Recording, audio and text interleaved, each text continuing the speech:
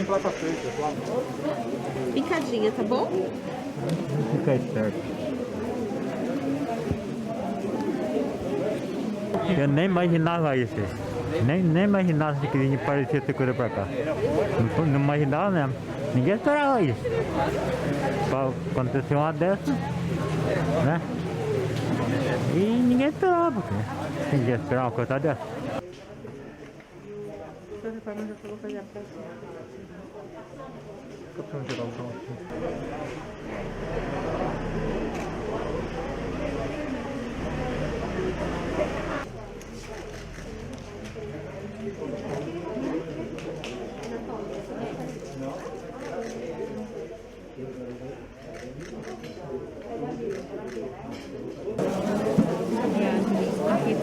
Já, rápido terminaram. Faz assim, ó. Por isso que vocês precisam ficar aqui, até quarta-feira, quinta.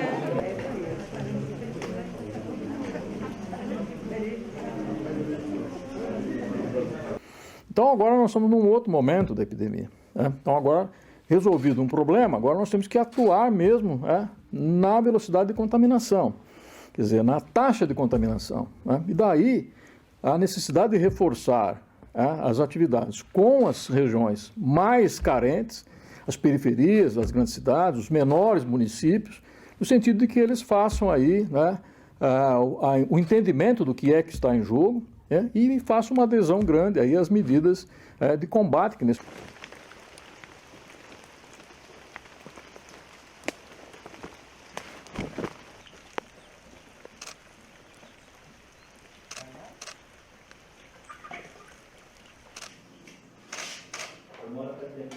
Você vai querer torrada?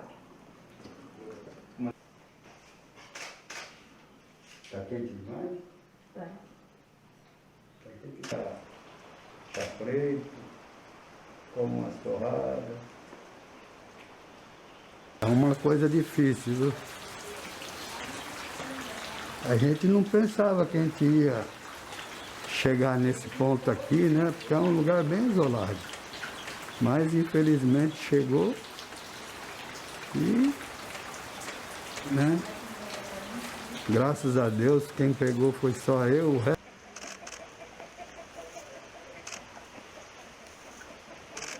Porco. 3 comum e essa é Java porco, a vermelha.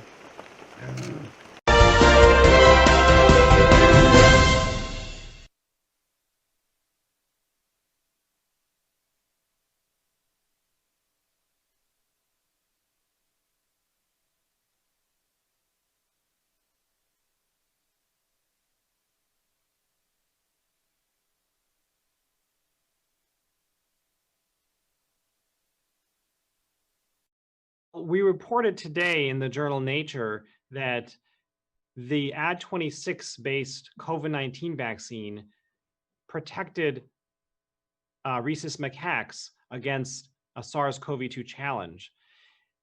The vaccine worked even with a single shot. So this is one of the few examples of a single shot vaccine raising neutralizing antibodies and providing protection.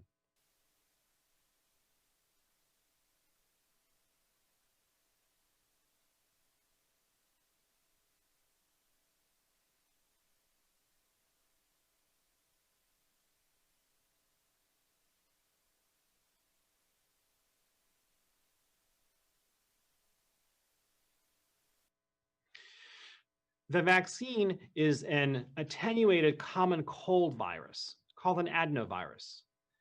This common cold virus has been deactivated, so it can't cause disease itself. But what we've done is we've stitched into the common cold virus the COVID-19 spike protein DNA. The common cold virus then shuttles and transports the COVID-19 spike protein DNA into cells. And in the human body, then the protein is made and the body makes an immune response to it. So we use the common cold virus because it is a very efficient way of getting the COVID-19 spike protein DNA into cells.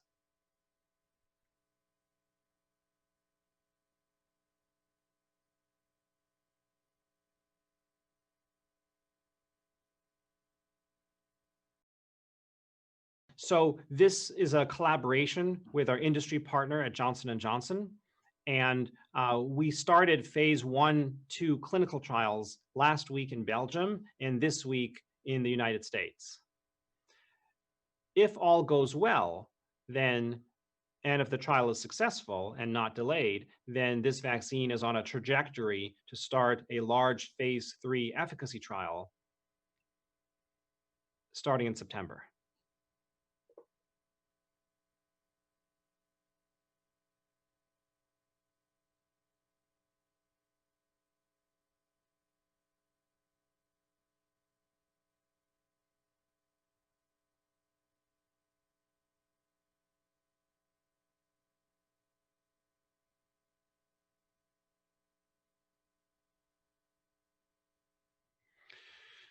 So if all goes according to plan, then a large 30,000 person efficacy trial should start in September of this year. And then the length of time that will take is not entirely clear because it will be dependent on how fast endpoints accumulate. But it's possible that the trial could be finished and there could be emergency use authorization in early 2021.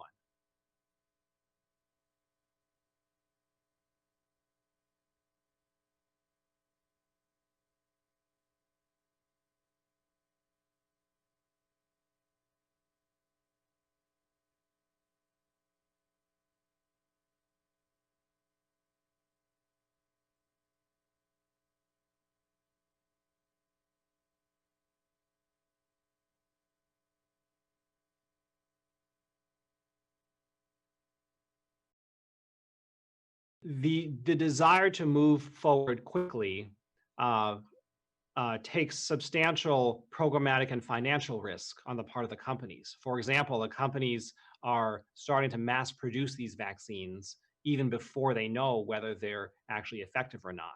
So if they are effective, then the hope is that it will be a very brief period of time before they can be rolled out to the public. However, although companies and groups and vaccine developers are willing to take financial and programmatic risk, then so far they are not willing to take safety risk, because safety is the most important part about any vaccine.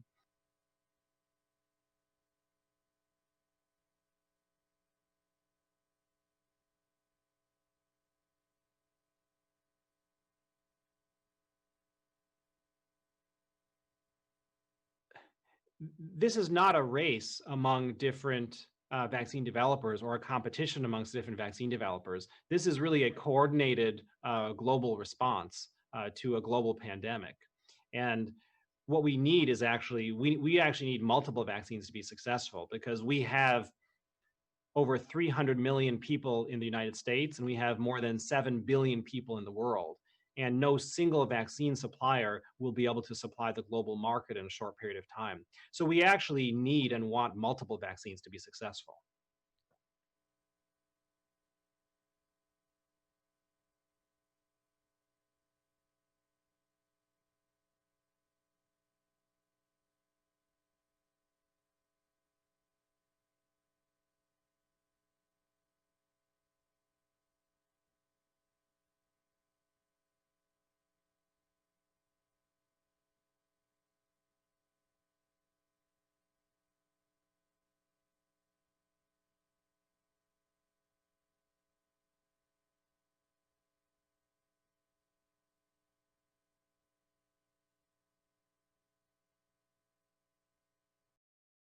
The start of our clinical trials, as well as the successful protection seen in animal models, certainly increases our confidence level and increases our optimism.